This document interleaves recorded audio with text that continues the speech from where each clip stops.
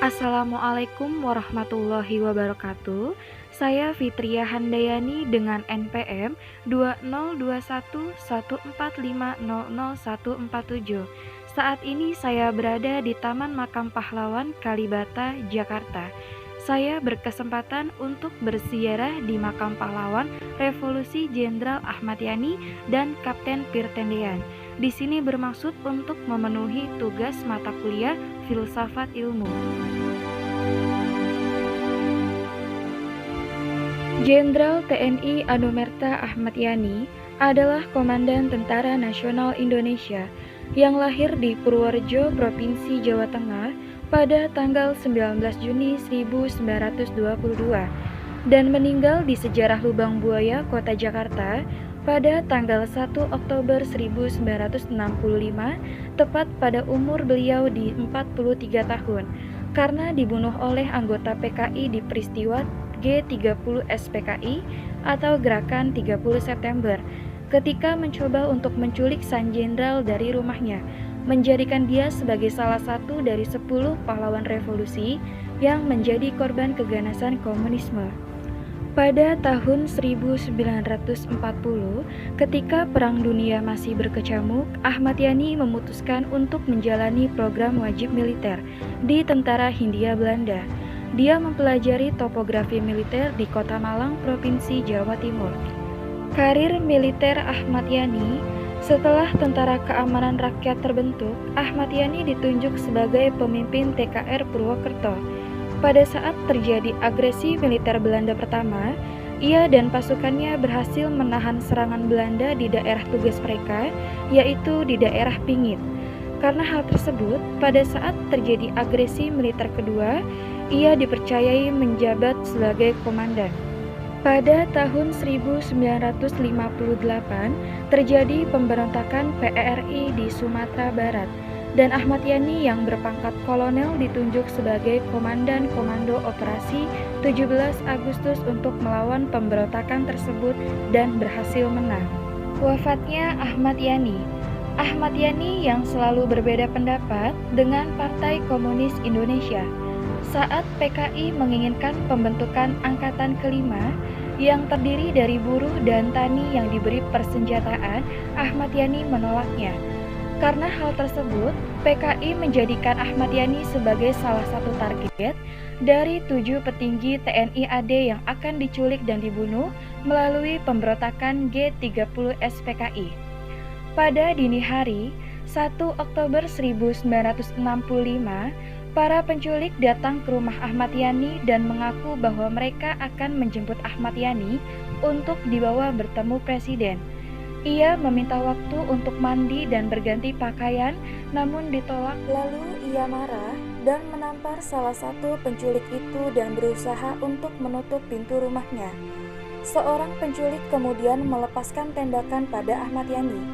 Jasad Ahmad Yani dibawa ke Lubang Buaya, Jakarta Timur, bersama orang yang terbunuh lainnya. Lalu semua jasad tersebut disembunyikan dalam sebuah sumur bekas. Pada tanggal 4 Oktober, jasad Ahmad Yani dan semua korban ditemukan pada hari berikutnya.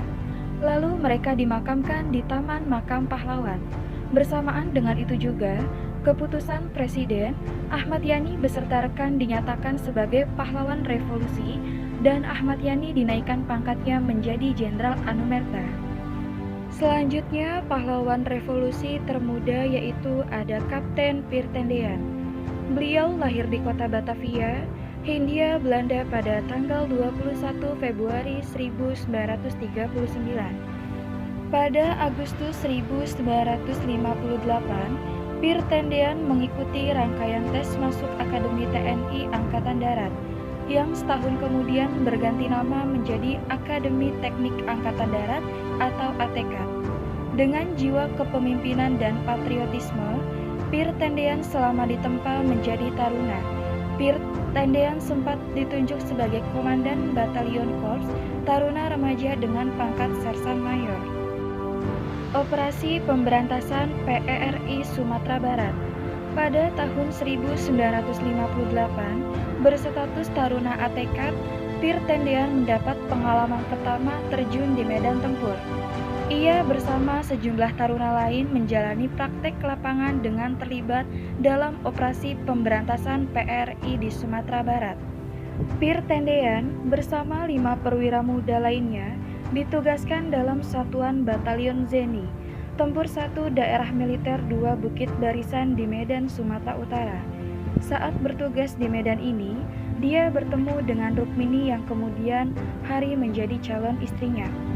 Karena kecakapan dan kemampuannya pada tahun 1963, ia dipanggil untuk memasuki Sekolah Intelijen TNI Angkatan Darat di Bogor, Jawa Barat.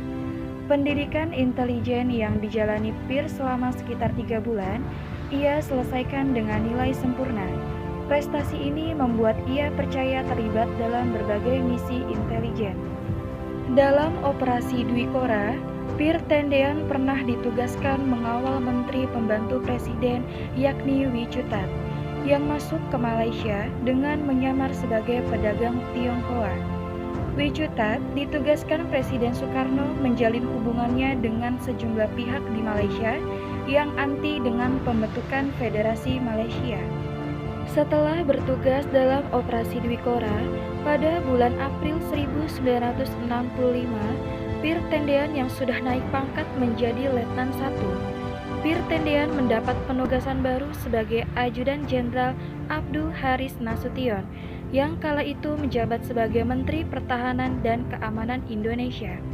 Kehadiran Pir di rumah memberikan waktu bagi Abdul Haris Nasution untuk melarikan diri.